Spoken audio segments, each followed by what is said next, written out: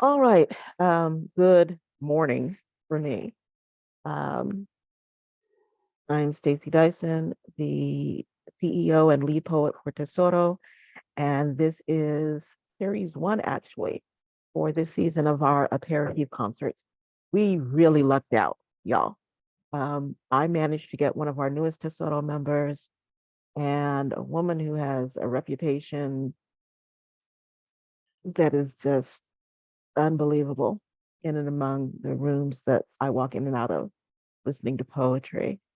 I will let her go ahead and read her, introduce herself since I'm not really big on reading people's bios. Mm. She can tell you who she is. So, without any further ado, Chris, welcome to the Aperitif Concerts. Oh, thank you. Thank you for Tell us, having me. give us the 411 on who you are and what you're up to. At the moment, what am I up to? Um, uh, Preparing for this, really. And always at the back of my mind, I'm thinking I've got to get a pamphlet sorted out because I've got a few poems published here and there, but nothing actually solid. But I think I really need a squib behind me to do it. Um, and apart from that, yes, just in and out of the open mics and uh, not writing at the moment, sadly. You said, Stacey, that it had been a funny year and there was quite a lot going on during lockdown in terms of writing, but I don't know. I don't know what it is, whether it's a backlash or maybe there's so much going on in the world at the moment. It seems there's almost too many big subjects to tackle at the moment. And really, my style is to kind of look at the minutiae of things and then, you know, hope that the kind of big ideas come out of that rather than take a big idea, which is so hard to tackle, isn't it, when you're looking at issues that we face at the moment. And we do face many issues politically at the moment. It's Yeah, time. world over. So, I'm going to officially start the interview by asking the question that I ask all of our folks, all of our interviewees, and you can interpret it any way you need to. Why poetry and why now? Well, why now? I mean, if not now, when, you know? Also, poetry, I think, is at the root of everything. Words are the first things that we kind of grope towards, and I fell in love with the spoken word right from early on. I've heard lots of people, lots of poets say this, that it was there from the beginning. You know, you have to read everything, even the back of a cornflake packet, and then you're listening. You can see, you can hear the rhythms, and we get this in schools, don't we? And the images. But for me, words, it has to be words. I've seen the most beautiful ideas expressed in art and in music, people's voices singing. But I could never make anything that I tried to do artistically say anything that I wanted to say. It just never looked right. But the words, I always enjoyed that jigsaw thing of trying to slot them into place. And to me, if I am actually writing and doing that, that's essential. That's essential to my life, if you like. But the poetry, everybody turns to poetry. They want the right words to express those deep things, feelings of loss and sadness and joy and communication that we have in life. So, yeah, poetry is everywhere. Can't start to Um, run. Tell me about writing process. Um, Everybody's is different. I personally am you know, I wait until lightning strikes, sort of a Mm, writer. And then there are those folks who, Jesus loves them too, write every day from, like 10 to 12 or whatever. What's the process? I can't be so disciplined as to write every day, uh, and especially now. When I was younger, I used to write and write and write. Um, but nowadays, I find that there's a lot of writing goes on in my head. Never quite reaches the page. I don't. I don't quite know. I would say it's laziness, but I have been told that you should never use that word. There's no such thing as laziness. Sure, Um, there is. I'm experiencing, a mad, pack of it right now, but um, just jumping off of that, if there's no such thing as laziness, do you believe there's such a thing as writer's block? I didn't catch that, Stacey. I'm Do you sorry. believe there's such a thing as writer's block? Oh, definitely, definitely. I've Really? heard, yeah, lots of people. In fact, I think writers often spend more time complaining about their writer's block than they do actually about writing. And certainly I do. Um, and apparently the cure is just to get on and just do it. But I wait for lightning to strike, as you yourself put it. Uh, yeah. Um, and then sometimes the ideas are coming so thick and fast, it's just great. And at one time, I remember, stacking them all in a drawer. I never had a chance to go back and revise them all because there was so much. And what I really need to do is to go back into that drawer and ferret a few out, you know, and either throw it in the bin or do something with it. That might be a start. I think everybody has that handful, sometimes it's more than a handful of poems that they just, tuck in the back of the desk or whatever and say, I'll get to this later. Mm. Or, I need to work on this more, whatever it is that it happens to be. Um, what is the earliest thing that you remember writing? Oh, I was in school and we'd been read, Wordsworth Daffodils, which somehow people think is going to inspire, your average 7-year-old. And there's so much more out there now, humour, Roger McGough, and so on. But anyway, and then we were told to write something about spring, you know. And I remember hammering away at this. Um, so that wasn't anything that I was particularly pleased with when I'd written it. I was into stories. I would write and write and write stories. Hmm. But trying to write about daffodils or other flowers was not my thing. But later on, uh, sort of teenage, when you're looking at you're looking for romance, aren't you? And then that's when I remember writing a few verses, about this longing that I was feeling, and thinking, oh, aye, that's good. I've still got it somewhere, but I will not be Well, reading yeah, I mean, it. I don't think that part ever really goes away. Mm, I think it gets submerged sometimes. yeah, yeah. Um, that hopeless romantic. Are you? I mean, most of the poets I know are hopeless romantics. I know a few that are logical. I'm not quite sure how that works, but which camp do you fall into?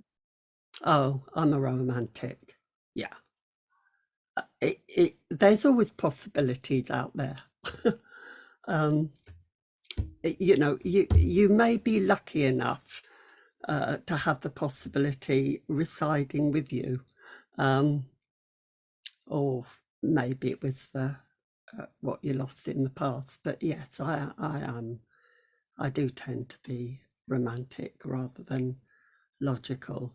Although there are plenty of articles, aren't there, which are telling us that we've got to use our heads over our hearts when, you know, I never choosing. pay any attention to that sort of nonsense. I mean, seriously. Um, just relying on your head, where did that ever get a person? Except Hmm, into trouble. yeah, true. When you're not writing, what are you doing? Um, the things that lots of people do that take up so much of your time, you know, all the domestic things that once you're retired, as I'm lucky enough to be, you say that you're busy because you've taken 4 times as long to do something that you used to do really, really quickly, and annoy your friends who are still working by telling them how busy you are. So there's that, and of course I'm much slower at all that, and I absolutely love not being harassed and having to face a great list of things to do, and to pick up a book in the afternoon is an absolute luxury, you know. Now, do you read in our field or do you read other things? I collect murder mysteries, so and I hardly ever read in our field. When you pick up a book, what are you picking up? Oh, I do pick up poetry, but to me that is more, um, I was going to say work, um, but you have to engage in a way that you don't with a novel. Even a mystery and a detective novel, yes, you're trying to trace the plot, aren't you? But you can always go back and read it again. And if it's a particularly good one, I do. Uh, I used to just read anything I could get my hands on, but um, I do find a detective novel is interesting in the way the plot goes. But I do like to read the modern. I like to read young women, particularly, who are writing today, just to get a different perspective on what is going on. Um, That's interesting that you would put it like that. The Talk to me a little bit about the role of women specifically in what we do. I mean, it does is there a need for there to be, you know, um, how shall I say, a, a definition of women's poetry as opposed to men's poetry? Is it all just poetry? I mean, where's your head on that? I always lean towards women's words personally. So that's not my head talking, that is my heart talking. Um, except I've just been reading a poet, Michael Lasky, at the moment. He's nearing, he's in older age, is very respected over here. And he speaks to me in a way that many women do. They're looking they're looking inwards more. I like the details and the domestic side of things and how that speaks to the wider us of wider issues. Um, yeah, I'm not sure. Which is legit. Um, so we have come to what for me anyway is the witching hour. Oh, So already, yeah, I know, you I know. know. That was a relatively quick 15 minutes, not too painful, I hope.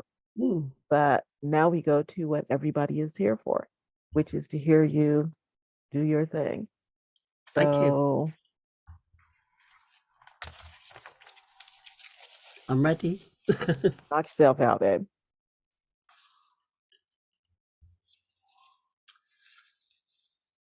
I come from a mum singing out of tune, her voice drowned in the hum of a vacuum.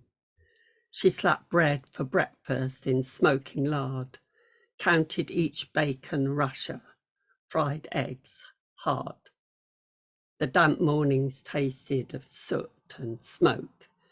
Mondays stank of boiled handkerchiefs and soap. We fled from voices in the telephone, cut cardboard into houses, planned new dens. Jack Frost stalked windows, ran rings round the pane, and good teachers threw missiles and kept a cane. We played shops and schools, plotted tales we told, caught splinters and chilblains, faced pain and cold. I come from a mum singing out of tune, her voice drowned in the hum of a vacuum. So that's looking back to the 50s, and this I'm still back there, but I've moved on now to my grandparents.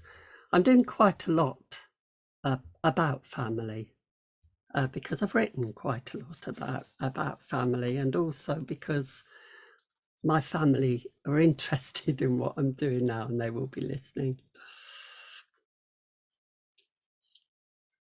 Our grandparents made no bones about it. Their weekends were ours.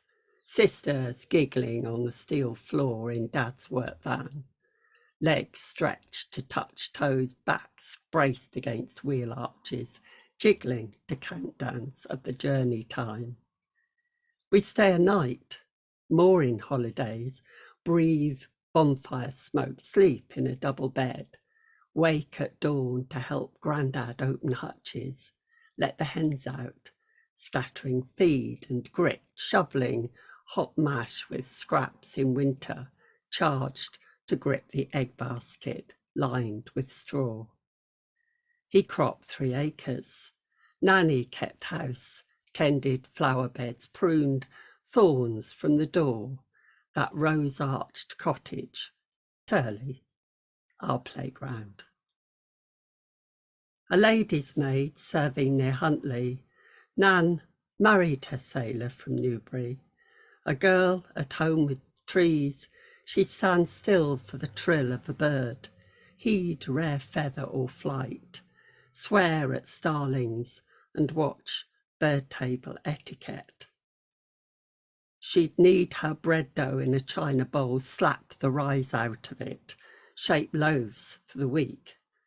At night, she'd strip to a slit, wash down the swell of her chest in the scullery, light the copper for a weekly bath, order the tin tub from the shed. She'd lay stays round curve and bone, tame curls with a damp brush, clamp her grey felt hat stabbed with pins on top. Stiff-backed in court-heeled shoes, she'd say, best foot forward, chin up, button her coat and set off at a trot to stop the bus into town. Grandad planted worms he dug up on sacking a handspan from his spade. He'd shush our chatter, whistle for the robin to choose his supper, heads together, cocked to one side. Chickens clucked at our toes, pecked bare calves. The geese were rude, shooting bills up our skirts. We spied egg-eaters flashing yellow beaks, rescued each victim with a neck pecked raw, learned how to corner them, trap 2 wings under arm, hold both scaly legs in one fist. We said no to wringing their stringy necks. Watch Grandad do it with one deft click. Saw their heads flop as their bodies ran. We plucked feathers downwards, not tearing skin, swung carcasses by the claws to the scullery. Nan scooped innards squirming onto newsprint. Sunday afternoons, we'd crook fingers to pull the wish cracked from each horseshoe breastbone, climb our apple tree, ball hymns from the heart. The blackbird has spoken, God's in heaven, all's right with the world. Through the months my sister spent in hospital, the wishbone snapped apart in my hands. I begged the sky to send her back to our den in the hedge, the fun outside, our branch in the orchard, hatching new plans. While Grandad naps, Nan sits attuned to each nuance of finch. Elbows akimbo, the window ajar, air fresh with compost, cut grass, sawn logs, sage, thyme, her lavender.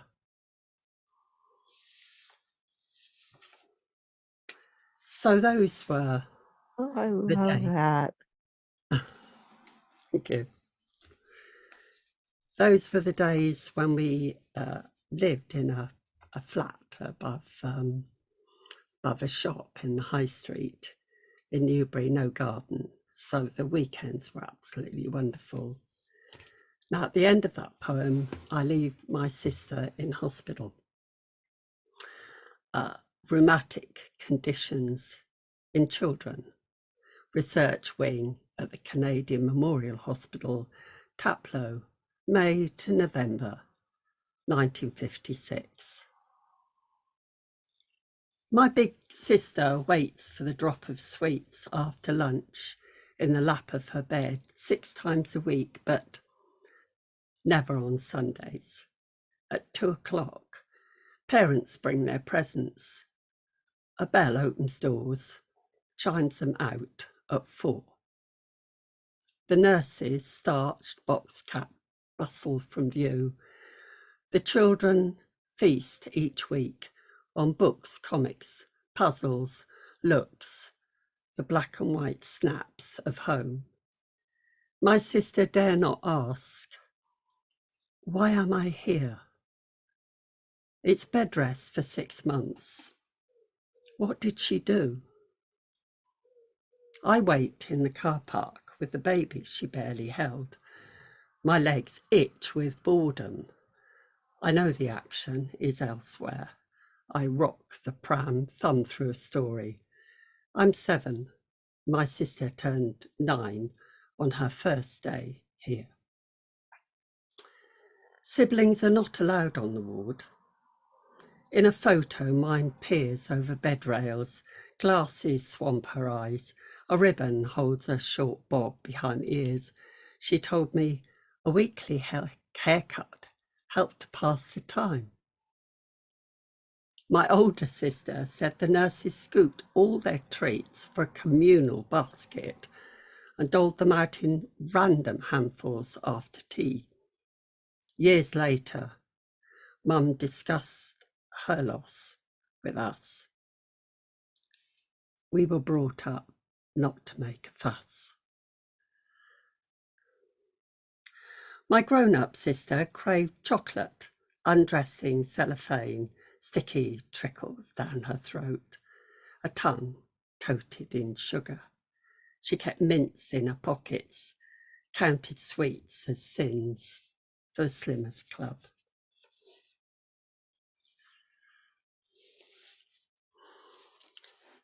Well, my sister and I, 2 of us, until the baby came along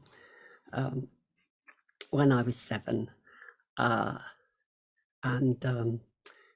here we are a few years later, rooting around at home while we're looking after my little brother. And we find a photo album of my father's in a cabinet where we weren't supposed to be, obviously. And I've linked that with writing about a couple of ladles that were always in the drawer. And my mum told me the story about them. Silver spoons. Too big for my mouth always, the ladles. A pair my father procured for his wife. 22, war-weary, he posts silver, a gift sent home with messages of love. 1945, an RAF man, setting up the radar for peacetime flight.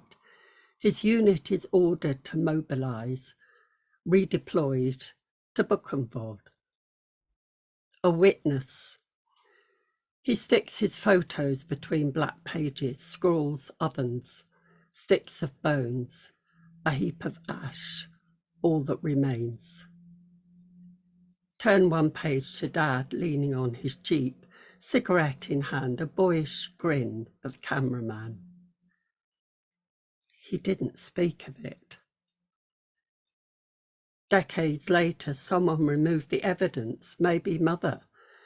She with the amazing memory who claimed amnesia. Impossible to ask or learn under what circumstance her man obtained serving spoons from what manner of residence in Berlin. Deprived of domestic comforts, maybe dreaming of the high life with his beloved, or sick with waste, craving the taste of salvage. Shame turns my stomach, the burden of millions broken families.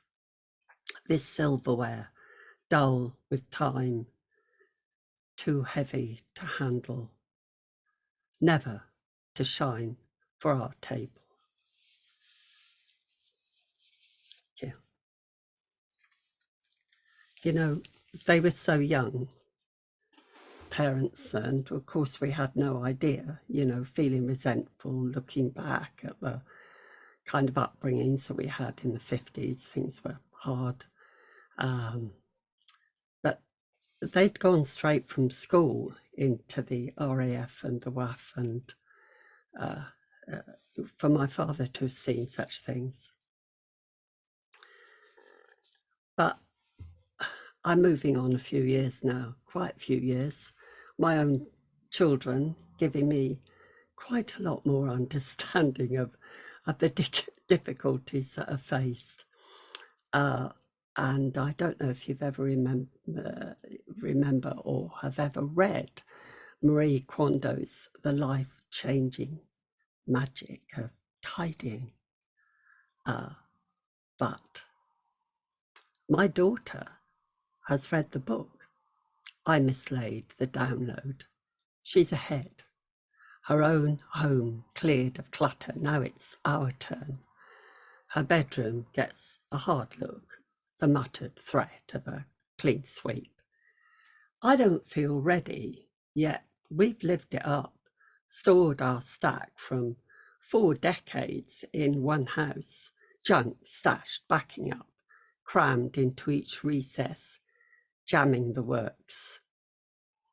We have spadefuls of the stuff. It's kept us happy, stuck in the muck of our past. It's a total chuck out. Toys tipped from drawers, dumped on the bed. A tumble of Judy Blume fells Proust to the floor. I clasp Pooh Bear to my chest, pop Potter's Bunny in a pocket. And Heidi sits on the shelf snuggled with Joe's boys, Little Women, huddle in a corner. There's no slacking once my girl's on a roll. I'm done in, holding fast to fistfuls of treasures, posters, festival beads, tokens from trips. A rainbow of pencils with her name in gold.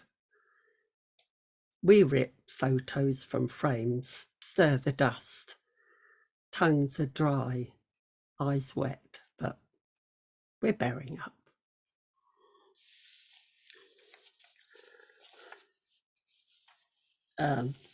That clear out was absolutely nothing to the clear out that we did last year when we moved out of the family home where we've been for 42 years. I don't know.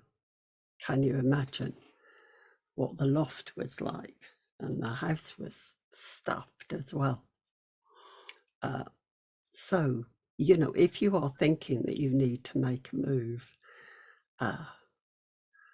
just grit your teeth, or stay stuck in the muck of your past. There's nothing wrong with that either. Here's a poem about my mother, the thread between us. I'll drink to her. Just water. I'm sure she'd approve, though she did enjoy a glass of sherry right up until the end. Mother would unstick each finger knot, the click, click of knitting needles she could no longer slip through loops to tug a stitch for pearl or plain. Lips clamped, she'd cast on and off. A glove sprouting digits, an arm dangling from palms, pocket slits in cardigans, v-necks, button slots, ribbed pullovers in eye-toned fleck. Perfectly good patterns, frayed at the seams, split the smiles of families displayed in wool. The layets took pride of place, buttermilk lace in two-ply, fit for a boy. Words like fair isle, fully fashioned raglan sleeve belong to the past. Socks we don't darn in a weave stretched smooth over the wood of a mushroom. Mother sewed as easily as turning a heel, dismissed the hurt of bones grating, gnarled knuckles, a cave in the joint where the thumb guides the hand.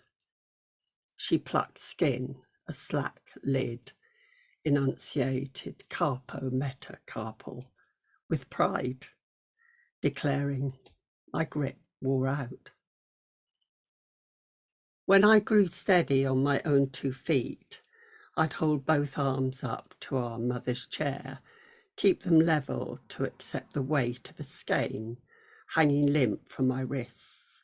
I dance to her moves, angle my spine to mimic the rhythm of winding hands. Watch for that tangle in her brow, sense that tension, the thread between us. Tick, tick. A mother leaves her daughters holding the strands, spinning new yarns. Round and round they go, coiling fingers, curling hair. A family quirk, twisting a cord.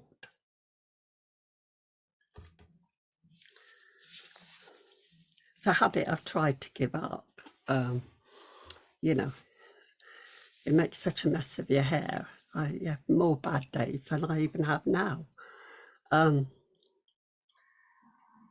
So we kept cats for years and years, and they're great. They're great with families, and their kids absolutely love them, and you can always stroke a cat. Our last cat was a stray, and I was thinking of strays, people without homes, really. But this is a snapshot. This is, I suppose it's an ekphrastic poem. Anyway, 3 strays face the camera. In line for his snack, the black and white stray squats next to a concrete dog, squeezed into a lion's knee propped by a flower pot. Inert, the cat completes a triptych, poised underneath the ewe, 3 backs to the fence. The lion sniffs inches above his prey, cavities for teeth, jaws a silent roar. Bought on Dad's whim to rule in Mum's garden, he took root when the rotten elm was felled, spent years dressing the raw stump with both paws. The dog, lopsided, blank-eyed, a childhood friend in Essex, stood firm on home ground. Here he's lost edge, a lax balance, needs help. We hoard the exiles when we break up homes, welcome them to the shelter of our you. Picture these misfits, pets caught in a flash, posed side by side, dark art like the fable, flesh stilled into artifact, turned to stone. The black and white stray waits for his snack, alert, alone, snap, and the moment's gone.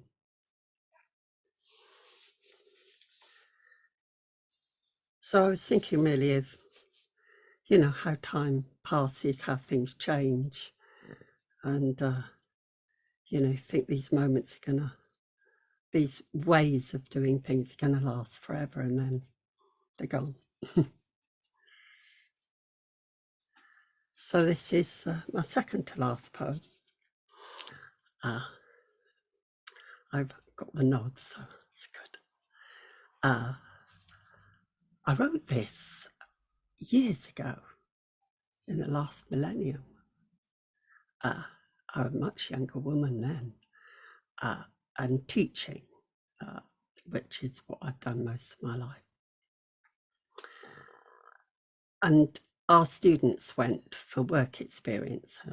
This one went to a care home, and the girl came back. She was very struck at the privilege. She felt it had been such a privilege to help these older people with their personal care.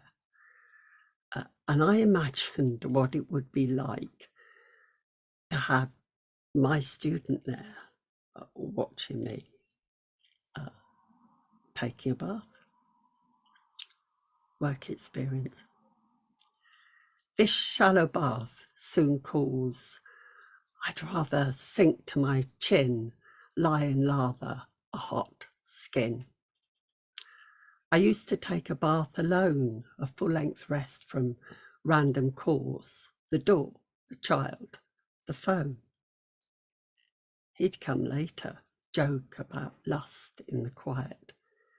He'd rub my back, just misplace a stroke, his specs steamed up.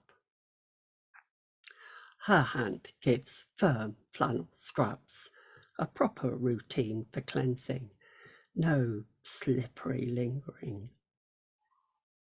I soak my slack belly, caress my chest. I reach for less and less. Too much of me is out of touch. The tap runs tepid for thin limbs. I hold up my arms when told. Flesh strains from bone in folds. These legs have stood me proud, fine lined with veins, purple stained, floating on water, though I walk in pain. Carers chat as people doing cues, sharing this view, that piece of news. I note the student watching us.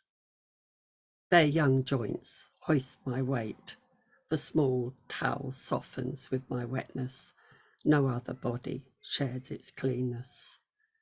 My clothes are ordered, a uniform pile. I try the stiff catches, search for holes, and rely on strange hands, a looser style.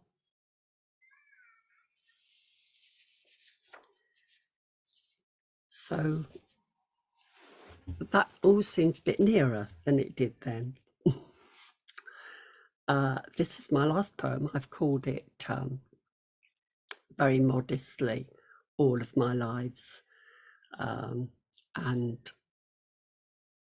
I covered my lives. Some I lost, the one I own, even the crazy days, the unhappy hours.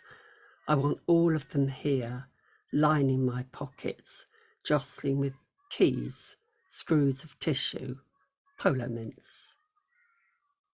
I crave all my friends. Some I miss, the ones I see, even the unhappy owls, the unhappy souls in restless hours.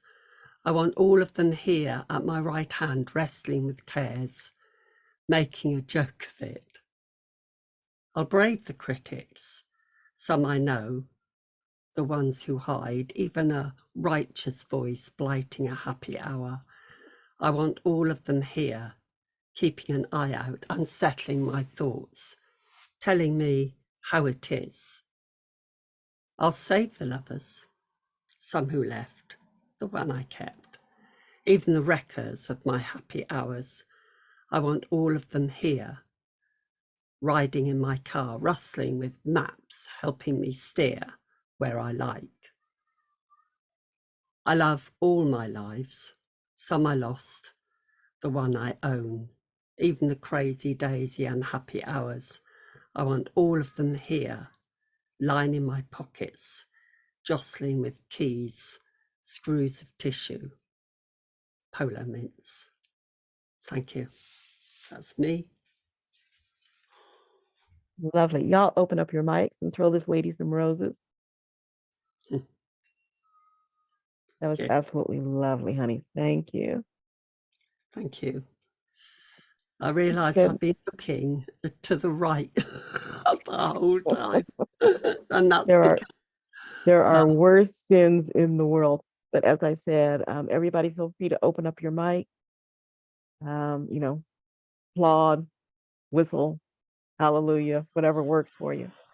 But yeah, give this lady some applause. That was an absolutely fantastic set. I really appreciate it. Now is the time for y'all. If you have any questions, put them in the chat, and we can go ahead and Christine can explain to you whatever part of her life she did not delve into in her poetry. We've got about 3 minutes. So if you've got a question, drop it in the chat. Let me also tell you that if you feel inclined to donate to contribute to and maintain Tesoto's flow, go to poetswind@hotmail.com on PayPal. Our policy is 90% of everything that you donate goes to the artist because artists need to get paid. 10% of anything that you donate goes to Tesoro so we can keep the lights on and keep doing stuff like this. So again, if there are any questions, we've got about 2 minutes. If there aren't any questions, we can maybe inveigle this lady into doing one more piece to take us out.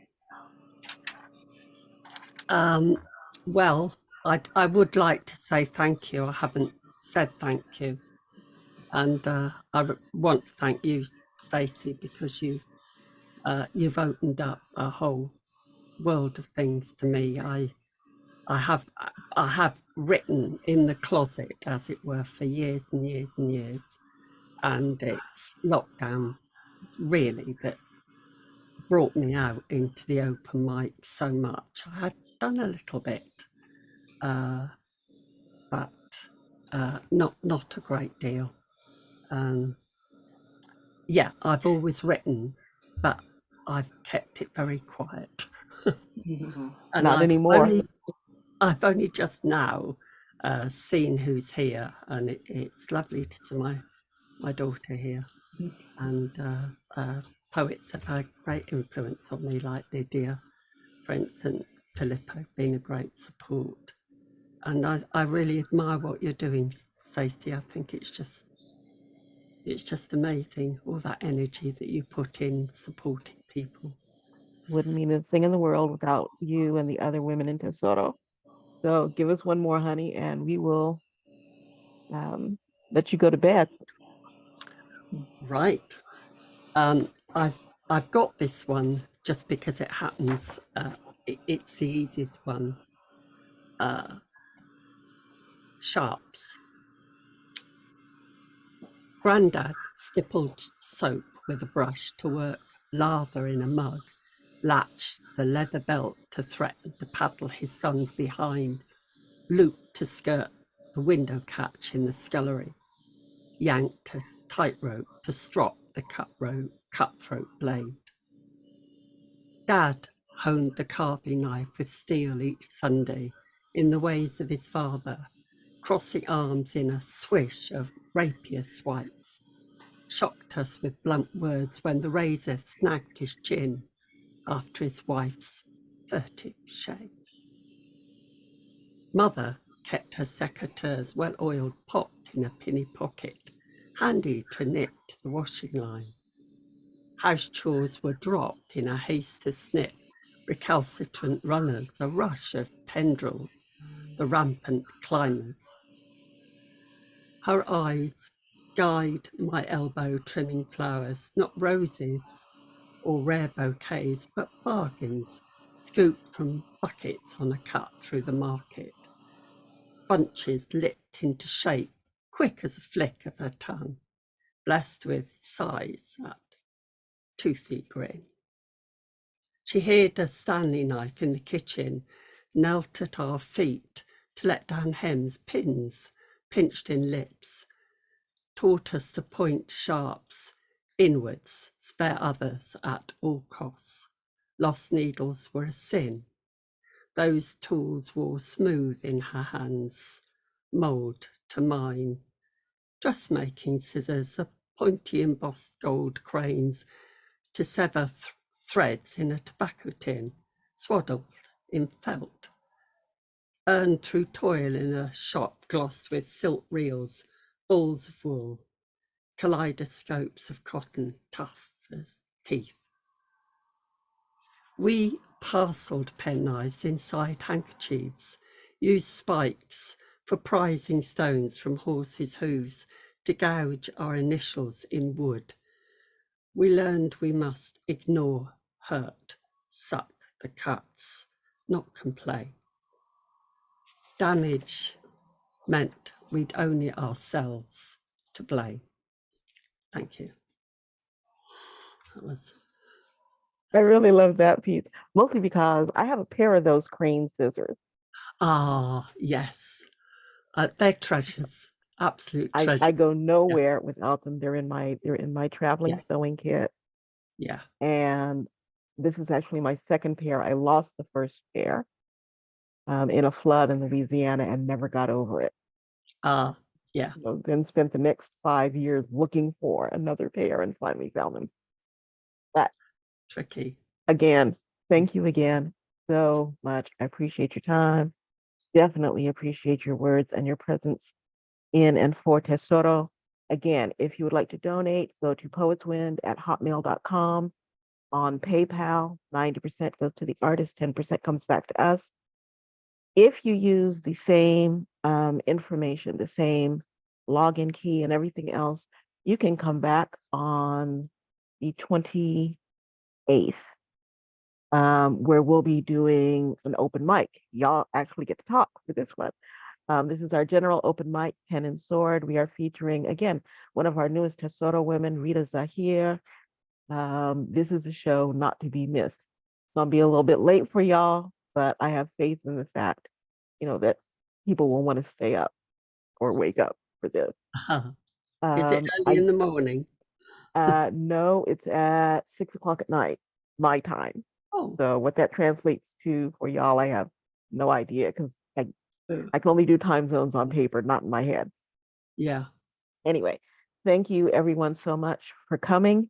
Please keep an eye out for announcements because we are booked all the way up until the holidays with different Tesoro events. We have Pen and Sword, which is our general open mic. We have Woman Heart, which is for women and those identifying as women only, because sometimes we just got to, kick back and let our back hair down. And then we have the Aperitif concerts. So we'll be bringing you programming all the way up until the end of the year, as soon as I am able to get over to where quite a few of y'all are. We'll be doing events on the ground. And we'll, of course, be doing some things, over on this side of the pond too. So, as I say, I've stopped messing with time zones a long time ago. So, whatever season of the day or night you're in, have a fantastic whenever it is. And we will see y'all round the way. Thank you so much. Thank you.